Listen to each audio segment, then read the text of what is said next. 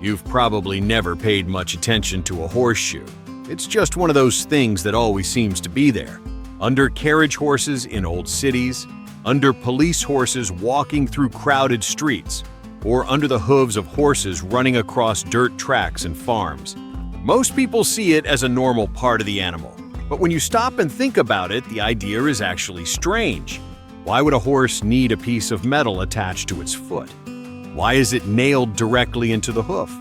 And if wild horses survive perfectly fine without shoes, why did human civilization become so dependent on them? The answer begins when horses stopped living only in nature and started living in a world built by humans.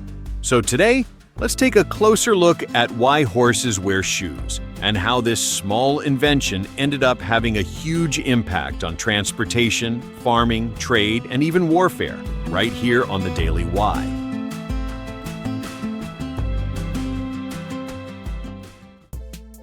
Long before horseshoes existed, humans were already depending heavily on horses. As early as 4000 BCE, horses had been domesticated and used for transportation, farming, and later warfare. But as people asked horses to do more, a serious problem appeared. A horse's hoof is naturally strong, but it was not built for constant work on hard human-made surfaces. In the wild, horses mostly moved across softer ground. But under human use, they had to travel long distances, carry heavy loads, and walk across rocky roads or packed earth again and again. Over time, that kind of work could wear the hoof down faster than it could grow back. The hoof could crack, become injured, or get infected. Eventually, the horse could become lame, meaning it could no longer move or work properly. For ancient civilizations, that was not just an animal problem. It was an economic and military problem. If your horses could not move, your goods could not travel, your farms worked more slowly, and your army lost one of its most important tools. So, people began looking for ways to protect the hoof. The earliest solutions did not use metal. People used materials they already had, such as rawhide, woven grass, or leather. These early hoof coverings were wrapped around the horse's feet and tied in place, almost like simple boots or sandals. They helped, but only for a short time. They wore out quickly, especially in wet or muddy conditions. They could loosen, tear, or fall off while the horse was moving. Still, they proved an important point. If you protected the hoof, the horse could work longer. That idea continued to develop in the ancient world. By around the 4th century BCE, the Greeks were experimenting with more structured hoof protection. Later, the Romans took the idea further with something called the Hipposandal.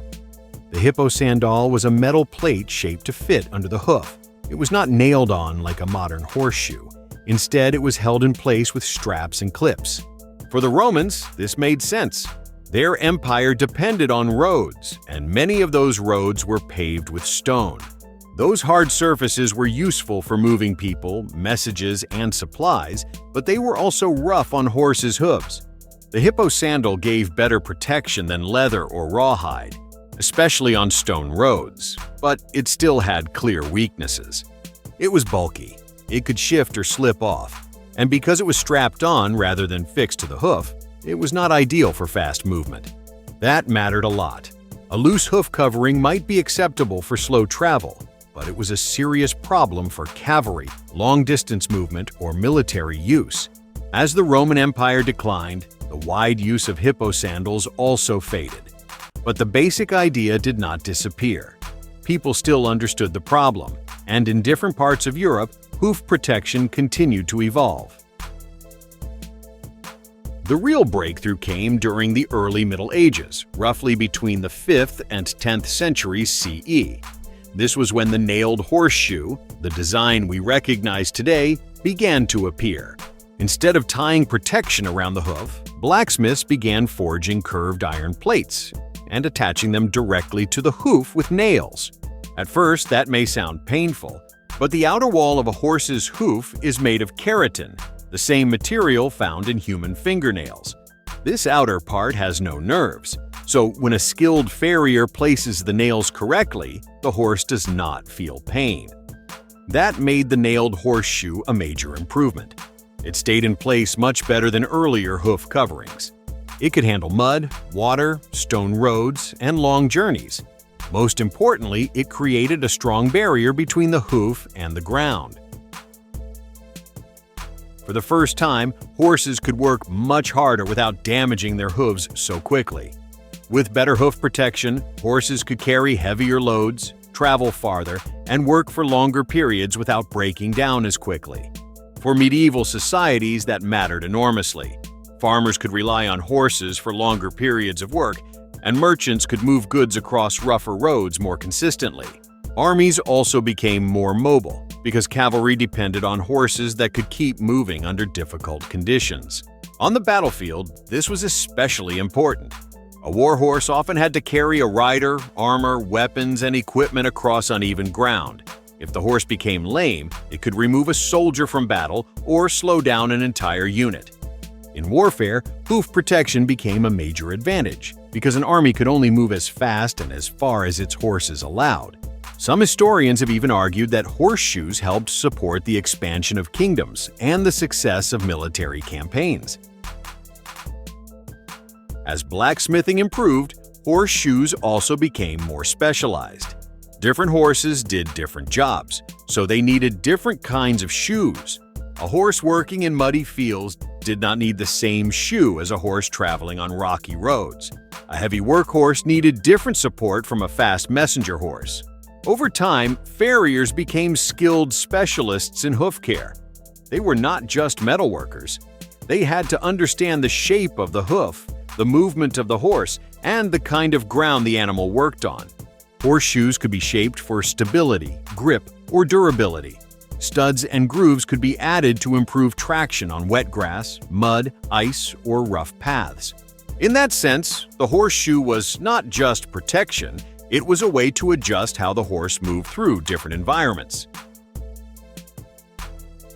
But the horseshoe did not only affect farming, trade, and war, it also entered culture and superstition.